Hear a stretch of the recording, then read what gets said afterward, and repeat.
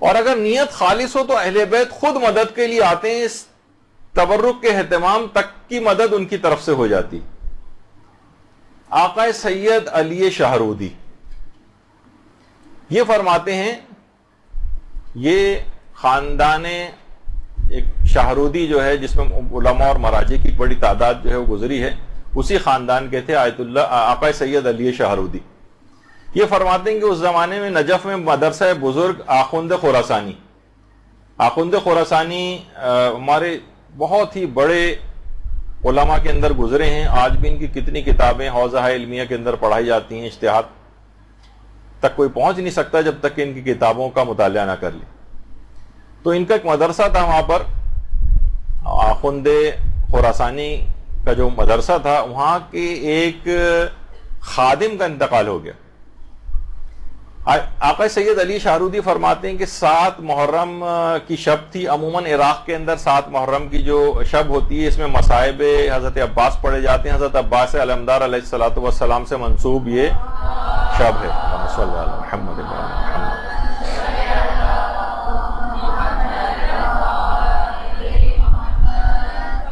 اچھا، اس کے اندر شروع میں چائے وغیرہ تبرک کے طور پر ہوتی ہے، پھر کھانے کا بھی اہتمام تھا۔ اچھا، اس زمانے میں کوئی وہ نہیں تھا کہ بہت بڑی تعداد ہی ہمیشہ مجالس کے لیے، مدرسے کے ہی ایک خادم کی مجلس ترہیم تھی تو اس میں کم افراد مدعو تھے، صرف 7 افراد مدعو تھے اس مجلس میں، اور 7 افراد ہی کے لیے کھانے کا اہتمام کیا گیا تھا۔ اور اس مجلس کے اندر آقا شیخ عبد الحسین خراسانی، ان کو مجلس پڑھنا تھی۔ اچھا، اب ہوا یہ، سید علی شاہرودی فرماتے ہیں کہ اس رات اس جو مجلس ترہیم تھی، کیونکہ خادم کی تھی مدرسے کے، تو آیت اللہ سید محمود شاہرودی، جن کی تصویر آپ کے سامنے، آیت اللہ سید محمود شاہرودی، ان کو پتہ چلا کہ خادم مدرسہ کی مجلس ترہیم ہے، یہ خود ایک لحاظ سے بن بلائے اس محفل میں آ گئے، اور ان کے ساتھ ہی ان کے بھائی آیت اللہ سید محمد حسینی شاہرودی بھی ان کے ساتھ آ گئے، 2 مجتہدین۔ اچھا، جب یہ 2 افراد آئے تو ان مجتہدین کو دیکھ کر دیگر بہت سارے افراد بھی ان کے ساتھ آ گئے۔ کھانا مشکل سے 7 افراد کا اہتمام تھا، اور 24 سے زیادہ افراد آ گئے وہاں پر۔ ظاہر مجتہدین کو دیکھا دیکھی لوگوں نے کہا یہ جا رہے ہیں تو ہم لوگ بھی چلتے ہیں ساتھ میں، 24 افراد، اور کھانا دستیاب اتنا تھا نہیں۔ اچھا، اس زمانے میں بازاروں میں اتنے ایزیلی کھانے اویلیبل نہیں ہوتے تھے، کم پڑ گیا تو بازار سے لے آؤ، ہوم ڈیلیوری سے منگا لو، یہ تو اس زمانے میں نہیں ہوتا تھا۔ اب بانی مجلس سخت پریشان ہو گئے، بانی مجلس بڑے پریشان ہوئے۔ سید علی شاہرودی کہہ رہے ہیں کہ ظاہر ہے کہ اتنے بڑے علماء اور مجتہدین آئے ہیں، کھانا کم پڑ جائے کتنی بے عزتی اور شرمندگی کی بات ہے۔ گھر سے باہر نکل کر پریشانی کے عالم میں آئے سڑک پر، اور سر سے عمامہ اتار دیا، اور روضہ ابو الفضل العباس علیہ السلام کا رخ کیا۔ اللہم صلی علی محمد وعلی محمد۔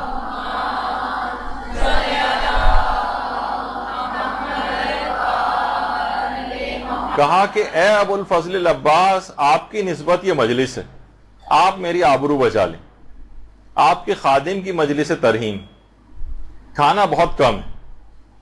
فرماتے ہیں کہ جیسے ہی میں نے حضرت عباس سے توسل کیا، اچانک سے میری دل کی حالت ہی بدل گئی، اور ایک اطمینان آ گیا میرے دل میں۔ میں اندر آیا اور گھر والوں سے کہا کہ کھانا برتنوں میں نکالو، خدا کریم ہے۔ اب کہہ رہے کھانا برتنوں میں نکال کر حاضرین مجلس کی طرف کھانا بھیجا، لیکن یہ خود سید علی شاہرودی وہاں نہیں گئے، بس کھانا بھیج دیا۔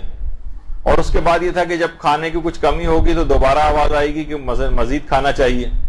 کہہ رہے بھی انتظار کرتے رہے یہاں تک کہ آواز آئی، سید علی شاہرودی بس کیجئے، سب کھانا کھا چکے ہیں، مزید بھیجنے کی ضرورت نہیں۔ اب اللہم صلی علی محمد وعلی محمد۔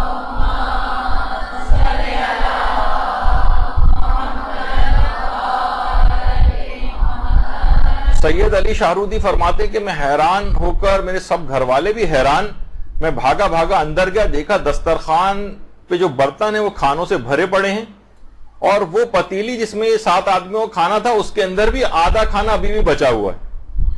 اور اتنا کہہ رہے ہیں اتنا کھانا بچ گیا کہ بعد میں لوگ اپنے ساتھ باندھ کے بھی لے کے گئے وہ 24 افراد، اور کتنے ہی افراد تھے جو بطور شفا تبرک کے طور پر اس کھانے کو ساتھ لے کے گئے۔ آقا سید علی شاہرودی فرماتے ہیں میں قسم کھا کے، حضرت ابو الفضل العباس کی قسم کھا کے کہتا ہوں کہ اتنا کھانا بچ گیا کہ اگلے دن ہم نے پڑوسیوں میں اس کھانے کو تقسیم کیا اور 3 دن تک خود بھی اس کھانے کو کھایا۔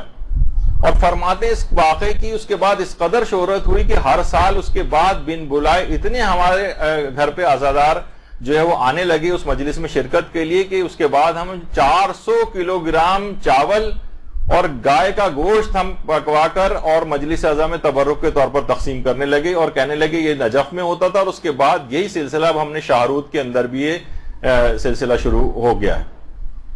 یعنی اگر نیت خالص ہو تو اس مجلس اعضاء کے تبرک کے سلسلے میں اہل بیت کی طرف سے خود بھی الگ سے مدد آتی۔